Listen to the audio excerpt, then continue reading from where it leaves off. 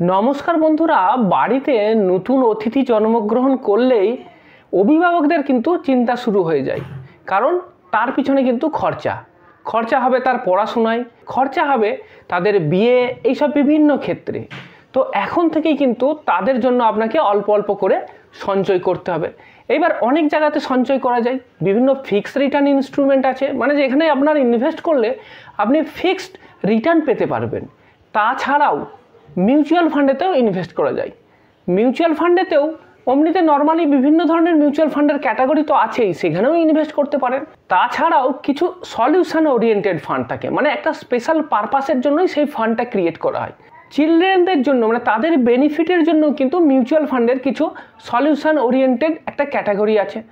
তো সেই চিলড্রেন ফান্ডের মধ্যে একটা নামকরা ফান্ড হচ্ছে SBI Magnum children's benefit fund.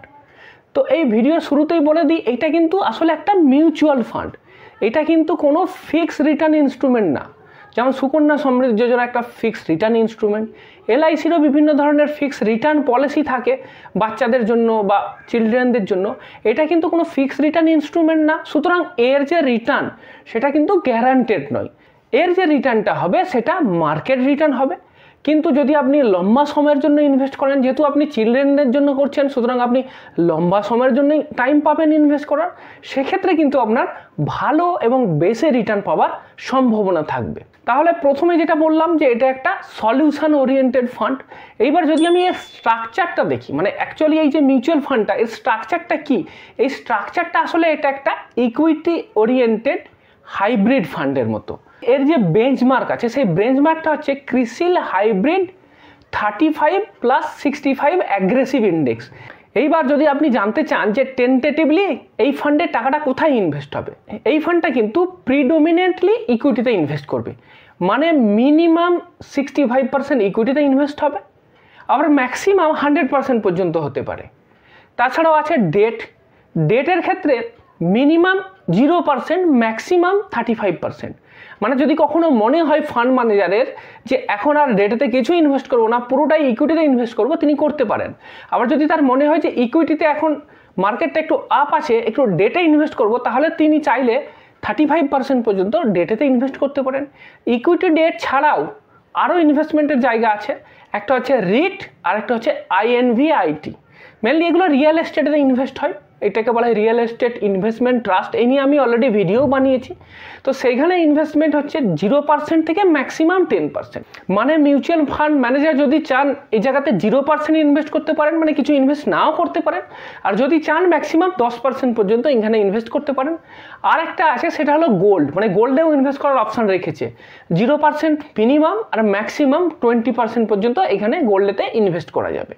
এইবার আমি এই যে অ্যাসেট অ্যালোকেশন, এইগুলো এই জন্যই বললাম কারণ এইগুলো আমাদের জানা দরকার। আমি একটা জায়গাতে ইনভেস্ট করছি, আমার এই টাকাটা কোথায় ইনভেস্ট হচ্ছে সেইটা যদি না জানা থাকে, তাহলে কিন্তু আপনার সমস্যা হবে এটাই যে যখন হঠাৎ করে দেখলেন যে আপনার ফান্ডের ভ্যালুটা কমে গেল, তখন আপনি কি একটু টেনশানে পড়ে যাবেন, আপনি আপসেট হয়ে থাকবেন। কিন্তু আপনি যদি আগে থেকে জেনে থাকেন যে না, এটা একটা ইকুইটি ওরিয়েন্টেড ফান্ড, এখানে শেয়ার মার্কেটেতে ইনভেস্ট হয়, এর টাকা কখনো বাড়বে কখনো কমবে, তাহলে কি আপনার অতটা টেনশন হবে না।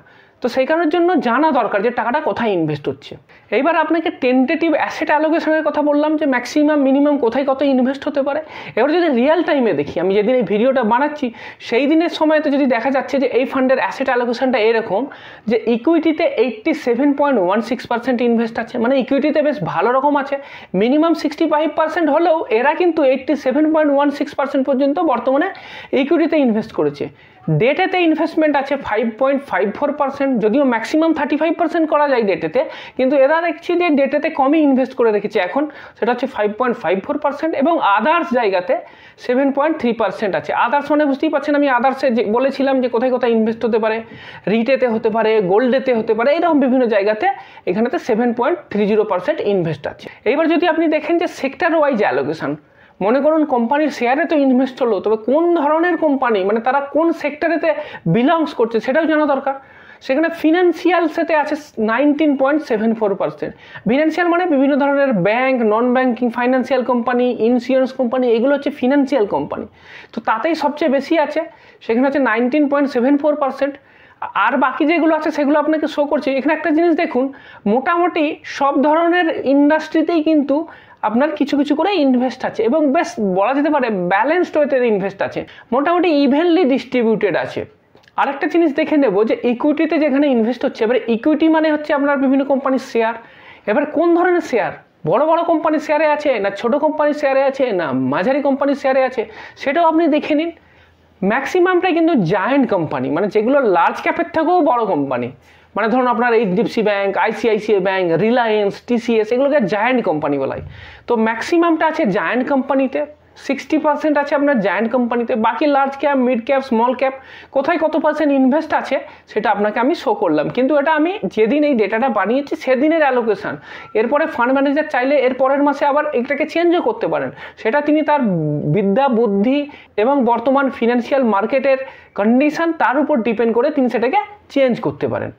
এইবার এই ফান্ডটা সম্বন্ধে একটু বলে নিই। এই যে স্কিমটা, এটা আসলে একটা open ended scheme. Open ended scheme মানে আপনারা জানেনই যে এই স্কিমেতে যখন খুশি শুরু করা যেতে পারে। আপনি যদি কালকে মনে করেন যে এই ফান্ডে ইনভেস্ট করবেন, তাহলে এই ফান্ডে আপনি নতুন করে ইনভেস্ট করে চালু করতে পারেন। ক্লোজ এন্ড স্কিমেতে কি হয় যে এর একটা নির্দিষ্ট সময় থাকে, সেই সময়ের মধ্যে যারা ইনভেস্ট করলো তারাই শুধুমাত্র ইনভেস্ট করতে পারবে। আরেকটা ব্যাপার আছে যে এই স্কিমের কিন্তু একটা লক ইন পিরিয়ড আছে, মানে ইনভেস্ট করার পরেই যে কালকে বেচে দেবো এরকমটা হবে না। লক ইন পিরিয়ডটা কি আছে সেটা বলছে যে অ্যাটলিস্ট 5 ইয়ার্স, অথবা যে সন্তানের নামে ইনভেস্ট করছেন তিনি মেজরিটি এজে পৌঁছচ্ছেন। মেজরিটি এজ মানে বুঝতেই পারছেন, মানে 18 বছর বয়স হতে হবে। এইবার এই দুটোর মধ্যে সব থেকে কম যেটা, মানে 5 বছর যদি কম হয় সেটা, অথবা চাইল্ডের 18 বছর বয়সে পৌঁছতে গেলে আর কত সময় লাগবে সেইটা, এই দুটোর মধ্যে যেটা কম সেই সময়টার জন্য এটা লক ইন থাকবে। এইবার এই মিউচুয়াল ফান্ডেতে যদি আপনি এসআইপি করতে চান তাহলে মিনিমাম 500 টাকা দিয়ে আপনাকে এসআইপি শুরু করতে হবে। আর যদি লামসাম ইনভেস্ট করতে চান, মানে একবার কিনতে চান, তাহলে মিনিমাম 5000 টাকার ইউনিট আপনাকে কিনতে হবে। এবার মিউচুয়াল ফান্ডের ইউনিট কিনে নেবার পরেতে মিউচুয়াল ফান্ডে বিক্রি করতে গেলে কিন্তু আপনাকে একটা জিনিস দেখতে হবে, সেটার নাম হচ্ছে এক্সিট লোড। এক্সিট লোড মানে যে আপনি কিনে নেবার পর পরের দিনে যদি বিক্রি করতে যান তাহলে কিন্তু মিউচুয়াল ফান্ড কোম্পানি আপনাকে একটা পেনাল্টি ধার্য করবে, সেটাকে বলে এক্সিট লোড। এবার আপনি যদি মিউচুয়াল ফান্ড ইউনিট কেনার 1 বছরের মধ্যে বিক্রি করে দেন তাহলে কিন্তু সেটা অনেকটাই 3% আপনাকে এক্সিট লোড দিতে হবে। যদি আপনি 2 বছরের মধ্যে বিক্রি করে দেন তাহলে আপনাকে 2% এক্সিট লোড দিতে হবে। আর যদি আপনি 3 বছরের মধ্যে বিক্রি করে দেন তাহলে আপনাকে 1% এক্সিট লোড দিতে হবে। এবার 3 বছরের পরে যদি বিক্রি করে দেন তাহলে কিন্তু মিউচুয়াল ফান্ড কোম্পানি আপনাকে কোনো চার্জ করবে না, মানে কোনো পেনাল্টি দিতে হচ্ছে না।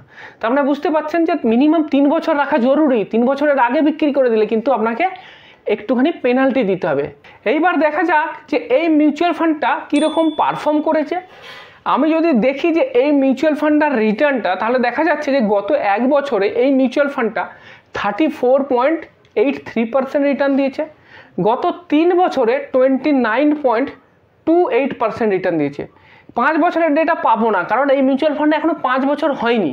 যদি এবার এর যে রিটার্নটা সে যদি এর বেঞ্চমার্কের সাথে তুলনা করেন তাহলে দেখা যাচ্ছে যে বেঞ্চমার্ক 1 বছরে কিন্তু 23.03% রিটার্ন দিয়েছে, তাহলে বেঞ্চমার্কের থেকে বেশি রিটার্ন দিয়েছে।